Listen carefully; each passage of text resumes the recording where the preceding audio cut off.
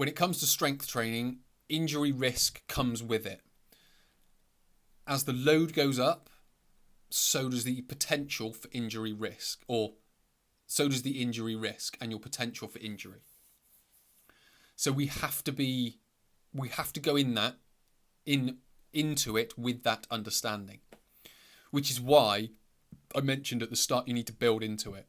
So if you're new to exercise, then you definitely need to build into it. You need to start from where you are.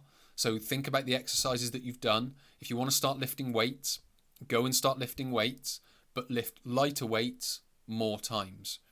As you get more confident with the weights, you can then start building up the weight, bringing down the reps, which will help mitigate the risk of injury when you get to the really heavy training.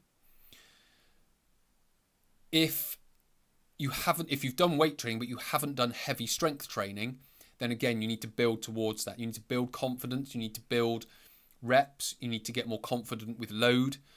You need to understand proper technique, you need to understand range of movement, you need to understand how to adapt exercises to be able to use your range of movement. So an example of that, if we use the deadlift as an example, let's just say I can't move my hips down very far. So as my body comes over, my spine rounds. So it goes into that position. An easy way to mitigate that is just lift the weight from the floor. So put it on a couple of risers. So the weight is lifted up off the floor so you don't have to go down as far. That's one way to adapt an exercise. So if you don't have the range of movement to get all the way down and pick it up off the floor, you lift the weight up so you go down as far as you can maintain the proper position, the proper joint position, proper technique for the exercise. So you need to sort of have an understanding of that as well, because strength training isn't something that you just jump into, because there are risks that come with it. Obviously, we're going to talk about the benefits in a second, but there are risks that come with it as well. So you need to build that condition. You need to build into the training by starting at lighter weights and higher reps, and then building down through the reps and up through the weight. And what will happen, so say you go from 12 reps to 10 reps. Well, what weight should you be using? Well, as a general rule, you will probably know. You will probably know that if it's a deadlift, if you go from 12 reps at 50 kilos, you know that 10 reps is going to be about 55, 57 and a half, somewhere in that bracket. 60, maybe a bit of a push. 60 may be your 8 rep weight. But as you sort of get used to that 55, you may even get up to 60 at 10 reps. And then when you're ready for 8 reps, you would then go to 65. Again, get to 65 for the 8 reps. Build that up to 70 kilos. And then go to 6 reps. So again, you're just sort of building. You'll kind of know what's too heavy. I'm very... when I'm training people, I will always ask them as well. They're a part of the journey as well. So when we're talking about what weight should you go up to, obviously I use my sort of professional expertise and knowledge in that. I will always act on the sort of err on the side of caution, but I always ask them, how did that feel? How many more do you think you could have done? How did your back feel? How did your knee feel? Whatever I need to ask, and then they will kind of know, I can do it, but it's probably the right weight for now. I don't want any more. And then me as a trainer, it's like, right, that's fine, because the weight will go up. The more that they do it, the weight will go up. I don't need to move them any faster because they will get there. It is just a matter of time. So we have to understand how we build that capacity and how we build that condition into heavy training. Then we get recovery. We need to be able to recover, because as weights get heavier, your body needs to build itself back. As you exercise, you break down. A lot of people make the mistake and think exercise makes you stronger. Exercise actually makes you weaker. And that's evident if you think about how much you could lift at the start of the program to how much you could lift at the end of the program. So if you do deadlifts to start with, at the very first exercise, let's just say you can lift 60 kilos for 12 times. Let's say you then just did a test and go, okay, let's do it last as well, 60 kilos as well. And you might be thinking, hang on a minute, I can't do that. That's far too heavy now. I am tired. I am a lot weaker than I was at the start. So exercise makes you weaker. Recovery makes you stronger. So we need to come to that understanding. So when we are doing this training, we need to understand our recovery. We need to sleep well. We need to eat the proper foods. We need to have enough rest, being off our feet and things like that, not using our muscles essentially to allow them to recover. So we need to build that in as well. And there are lots of different ways of doing that. Again, I'm just trying to give you an overview all the way through the sort of strength training journey and the breadth of the strength training journey, rather than a detailed look at recovery and all these different aspects of it. Because, I mean, we could be here all day doing something like, or talking about something like that.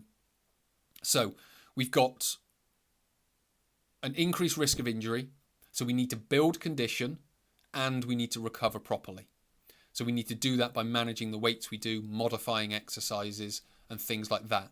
But you can only really do that as you understand what you need to do. So you need to start doing it and then get feedback from your sessions and feedback from your body to think, right, I need to change that, I need to increase that weight, I need to decrease that weight, need to change those reps, need to change that weight, need to adapt the exercise in that way or this way or whatever it might be. So with the risks out the way, what we've now got are some of the benefits. Now, as I've talked about, you've got bone density. And bone density, much the same as muscles, they're adaptable.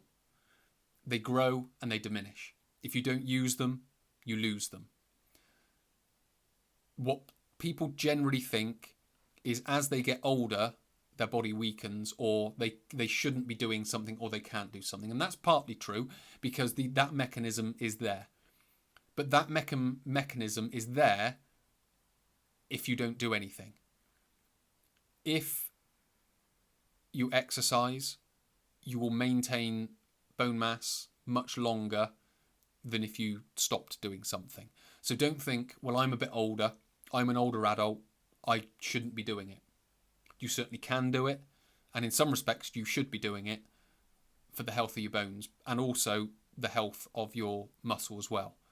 And particularly what are called type 2 fibers, which are fast twitch muscle fibers.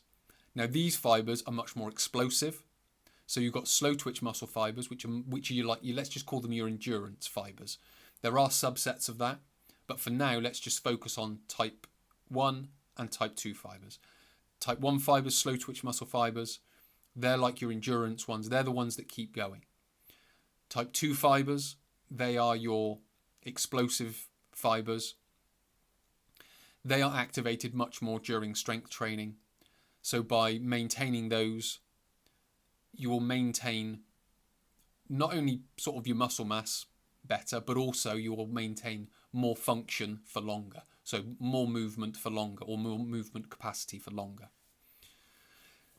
Then you get various fringe benefits. So just as I mentioned, just better improved functional strength, being able to lift things higher up, being able to lift heavier things from the floor.